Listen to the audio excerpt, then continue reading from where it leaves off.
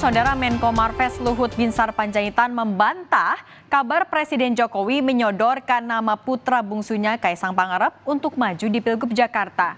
Menurut Luhut, Jokowi tidak pernah ikut campur. Sebagai menteri yang masih menjabat di kabinet, Luhut meyakini Presiden Jokowi tidak pernah menyodorkan nama putranya di Pilgub Jakarta. Hal serupa juga ia yakini saat Gibran maju sebagai cawapres di pemilu 2024. Luhut pun menepis isu Presiden Jokowi akan cawe-cawe di pilkada. Ia balik mempertanyakan tujuan Presiden dengan tingkat kepuasan tinggi mau ikut campur di pemilihan kepala daerah. Jangan asal ngomong lah. Pak Jokowi itu sepanjang yang saya tahu enggak pernah campur-campur soal gitu. Saya kan masih di kabinet. Orang nyuruh bilang-bilang sama soal nyolek-nyolek Gibran. Mana pernah ngomong soal Gibran untuk jadi wakil presiden? Enggak pernah. Enggak apa. Presiden itu saya lihat sangat demokratis. Itu yang saya masih bertahu. Sangat demokratis. Menurut saya maaf. Kadang-kadang terlalu demokratis juga menurut saya. Karena mungkin saya tentara ya. Saya nggak tahu ya. Tapi beliau sangat dengerin semua. Sekjen PDI Perjuangan Hasto Kristianto mengatakan cawe-cawe Presiden Joko Widodo dalam kontestasi politik bukanlah hal baru. Menurutnya, hal ini pernah dilakukan Jokowi di Pilpres 2024 lalu. Hasto juga mengatakan kabar yang menyebut Jokowi menyodorkan Kaisang di Pilkada Jakarta agar ditanyakan langsung ke PSI.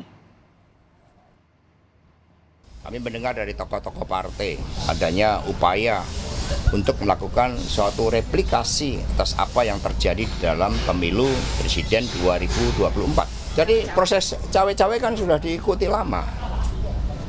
Proses cawe-cawe di dalam Pilpres, dan itu yang menyampaikan Pak Jokowi sendiri, bukan orang lain. Mas, tapi kalau Mas Kaisang maju di Pilkada Jakarta gimana nih Mas? Ya tanya PSI ya. Kami tanya tentang PDI Perjuangan ya. Sementara itu, mantan calon presiden Ganjar Pranowo menyinggung soal sikap pemimpin yang lebih mengutamakan kepentingan bangsa ketimbang keluarga. Pernyataan ini diungkapkan Ganjar saat ditanya soal makna lomba lari Soekarno Run yang ia ikuti hari Minggu kemarin. Menurut mantan Gubernur Jawa Tengah ini, sebagai seorang pemimpin, Soekarno selalu menolak kepentingan keluarga dan pribadi demi kepentingan bangsa. Soekarno tidak pernah membicarakan kepentingan pribadi, tidak pernah membicarakan kepentingan keluarga. Dia berbicara terhadap nasib bangsa dan negaranya.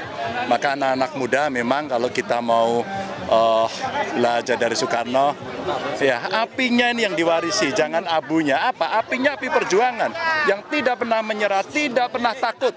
Kalau dulu melawan Belanda, Soekarno bilang, nanti kamu akan melawan bangsamu sendiri. Rasa-rasanya hari ini terjadi itu.